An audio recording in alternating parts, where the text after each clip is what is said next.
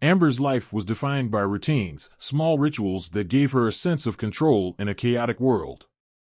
At 30, she found comfort in predictability, something most people might consider tedious, but for her, it was essential. Weekdays were a series of structured activities: work at the local insurance office from 9 to 5, a stop by the grocery store, and home by 6:30 for dinner. Everything had its time, its place, and its purpose. But the weekends, specifically Friday and Saturday nights, were different. On those nights, Amber worked a second job at the county records building, logging and archiving files into a digital database. It wasn't a glamorous job, but the quiet, the solitude, it suited her. Alone in the dimly lit corridors of the aging building, she could focus, her mind clearing as she sifted through decades of forgotten paperwork. The county records building was old, almost ancient by modern standards. Its creaking floors and cold, yellowing walls whispered stories of the past. Every night, Amber would walk through the heavy, wooden doors at exactly 11 p.m. She'd clock in, head to her small desk in the back, and begin her work. Her smoke breaks, coffee runs, and pacing were so routine that they could be timed to the minute. And someone had noticed. For weeks now, she had felt it, that prickling sensation on the back of her neck, the awareness of eyes watching her from the shadows. At first, it had been just a fleeting feeling, something she'd brushed off as paranoia. After all, who would be interested in her? She lived a quiet life, kept to herself. But then, she'd started seeing the same figure lurking in the distance, out of the corner of her eye, when she left the building late at night. A shadow that never came too close but never seemed to disappear either. Amber had noticed the first time this stranger began tailing her. It had been a few Fridays ago, right around midnight, when she had stepped outside for a cigarette. She hadn't seen him directly at first, but the slight shift of movement in the bushes across the street had caught her attention. She'd casually glanced that way and saw the faintest outline of someone ducking into the shadows. Since then, every weekend, he'd been there, following her, studying her.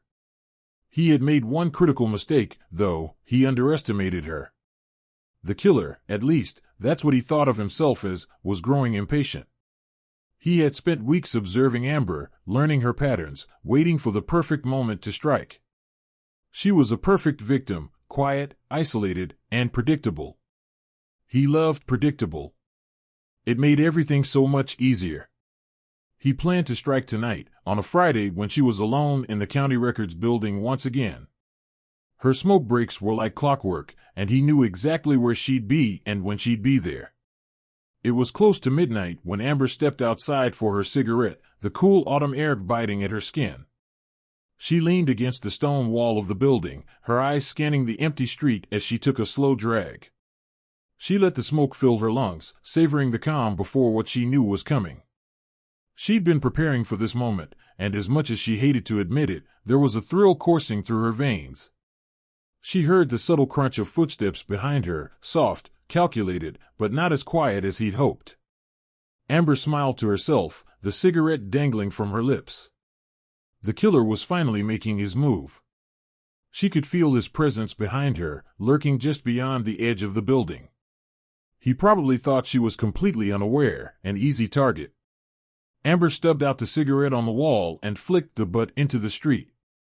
She took a deep breath, letting the cool night air fill her lungs, and then slowly turned around. The killer was close now, creeping through the shadows with a knife in hand, his face half hidden by the hood of his jacket. Her eyes locked onto him, but she didn't let him see that she knew. She turned back toward the door, pretending to be none the wiser. The killer's pulse quickened. She was walking right into his trap. He crept closer, closing the distance between them. Just as he reached out, ready to grab her, Amber moved. With a swiftness that shocked him, she spun around and slammed her elbow into his face. The force of the blow sent him stumbling backward, the knife slipping from his hand and clattering to the ground. He barely had time to react before Amber was on him, her knee driving into his stomach, knocking the air from his lungs. The killer gasped, his mind spinning. This wasn't how it was supposed to go. She was supposed to be the weak one, the victim. But the look in her eyes now, cold, calculating, and dark, told a very different story. Amber's face was calm, her lips curling into a slight smile as she loomed over him. "You really thought I didn't notice you?" she asked, her voice low and mocking. "You've been watching me for weeks, thinking you had the upper hand." The killer scrambled to his feet, his breath coming in ragged gasps. He reached for the knife, but Amber was faster, kicking it away from him before he could grab it. "You see, you made a mistake," she continued, circling him like a predator toying with its prey. "You thought I was an easy target. Someone who wouldn't fight back." He lunged at her in desperation, swinging wildly, but she sidestepped him with ease, landing a quick punch to his jaw that sent him reeling. "But you don't know me," Amber said, her voice growing colder. "I've been waiting for you. I knew you were coming." She grabbed him by the collar and slammed him against the wall, her eyes gleaming with a sadistic light. The killer's mind raced. How could this be happening? He was supposed to be in control. He was supposed to be the one striking fear, not feeling it. Amber leaned in close, her breath warm against his ear. "I'm not just some helpless woman you can stalk and kill," she whispered. "I've seen more darkness than you could ever imagine. You thought you were the hunter, but you were always the prey." In a flash, she pulled a knife from her boot, sleek, sharp, and well-worn from use. The killer's eyes widened in terror. He had no idea how wrong he'd been. Amber pressed the blade against his throat, just hard enough to draw a thin line of blood. "You don't even realize what you've walked into," she said, her smile widening. "I don't kill for survival. I kill because I enjoy it." The killer's heart pounded in his chest. He had underestimated her, completely and utterly. Amber was no victim, she was something far worse. He had been drawn to her, thinking she was the perfect mark, but now, standing here with her knife at his throat, he realized she had let him get close on purpose. Amber tilted her head, studying him like a puzzle she had just solved. "You thought this was going to be easy, didn't you?" she mused. "You have no idea how much fun I'm going to have with you." The killer's hands shook as he tried to push her away, but Amber didn't budge. She pressed the blade harder against his skin, watching as fear overtook his expression. "You were so focused on stalking me, planning your attack," she whispered, her voice dripping with malice, "that you never stopped to think that I might be planning mine." With one swift motion, Amber sliced the blade across his throat, blood spurting out in a gruesome arc. The killer gurgled, his eyes wide with shock as he slumped to the ground, clutching his throat in vain. Amber stepped back, watching dispassionately as the life drained from his body. She wiped the blade clean on his jacket, her expression unreadable.